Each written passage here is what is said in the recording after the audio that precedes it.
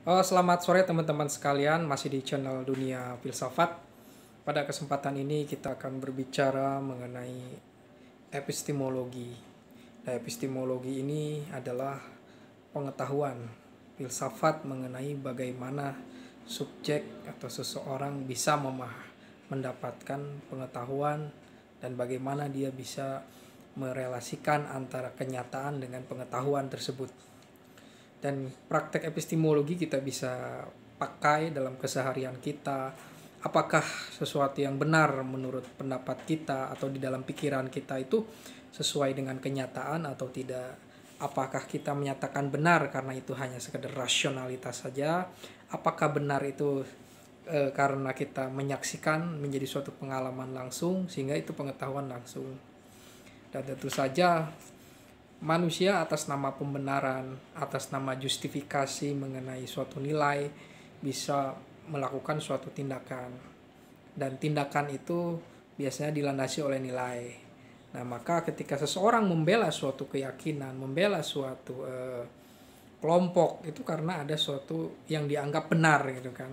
Belum tentu benar, tapi karena mereka memutuskan untuk menyatakan itu benar. Misalnya di dalam konflik antara Rusia dengan Ukraina, Ukraina merasa dirinya ingin membela diri gitu kan. Begitu juga dengan Rusia, Rusia juga ingin membela diri juga. Secara geopolitik, Rusia tidak ingin bahwa kekuatan NATO ada di Ukraina, pangkalan militer ada di Ukraina, pangkalan militer NATO tentu saja. Ini sesuatu yang bersifat penafsiran, dan tentu saja bicara mengenai sesuatu yang benar dan tidak benar itu kan kadang kita harus memahami sebagai suatu kepentingan. Begitu juga dengan pemberitaan dari Barat tentang Rusia itu dianggap sebagai sesuatu yang tentu saja untuk membela Ukraina.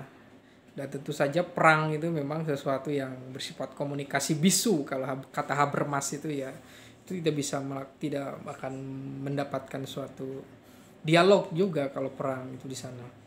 Dan di sini kita akan melihat bahwa ada kepentingan perluasan geopolitik atau pertahanan geopolitik. Dan tentu saja Rusia memiliki suatu alasan untuk mempertahankan geopolitiknya. Begitu juga sebenarnya Ukraina juga memiliki suatu hak untuk bergabung dengan Uni Eropa atau bergabung dengan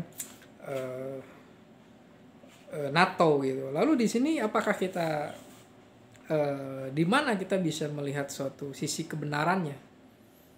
Dan tentu saja setiap kebenaran itu memang tergantung pada kepentingannya. Ya, mereka yang di Ukraina tentu saja mendukung Ukraina, dan tentu saja Rusia tetap berpegang teguh dengan operasi militer khususnya itu untuk menegakkan kedaulatan Rusia. Dan tentu saja alasan mereka ya mereka hanya ingin menyadarkan orang-orang Ukraina untuk lepas dari ilusi kebahagiaan ketika bergabung dengan Eropa gitu kan. Dan di sini memang tindakan dari Putin itu dia berusaha menunjukkan bahwa sesuatu yang disebut dengan benar itu harus menerima konsekuensi, harus diperjuangkan gitu mungkinnya di sini. Dia melakukan invasi atau operasi militer itu ingin menegaskan bahwa apa yang dilakukan oleh Ukraina itu salah. Jadi persoalan mengenai pengetahuan itu ketika berhadapan dengan pengetahuan A dan B mana yang lebih benar, tentu saja itu membutuhkan waktu ya. Dan kepentingan ini memang harus dipahami sebagai suatu proses jangka panjang, jangka pendek. Dan tentu saja biar sesuatu yang berproses itu bisa diterima, tentu saja harus ada punya sisi pragmatis, yaitu sisi keuntungan antara kedua-duanya. Dan ketika Rusia bisa memaintain itu, bisa meyakinkan bahwa bersama mereka, bersama Rusia, bersama Ukraina bisa lebih maju hidupnya, lebih baik. Dan tentu saja harus saling berkompromi, ini sangat penting juga untuk membuka suatu dialog Dan apa susahnya misalnya ketika Ukraina menggagalkan untuk tidak gabung dengan NATO atau tidak bergabung dengan Uni Eropa. Dan tentu saja ini keinginan dari yang harus dihormati gitu kan. Lalu bagaimana ketika melihat dua kepentingan, dua kehendak, dan dua keinginan untuk bersatu? Apakah harus ada penengah? Atau kita harus memahami bahwa itu adalah sebagai suatu proses dialektika alam, suatu konflik yang harus memang ada, dan nanti akan ada suatu solusi. Dan ini adalah suatu ciri peradaban, dan proses evolusi kadang harus menjadi suatu yang bersifat revolusi apa seperti itu.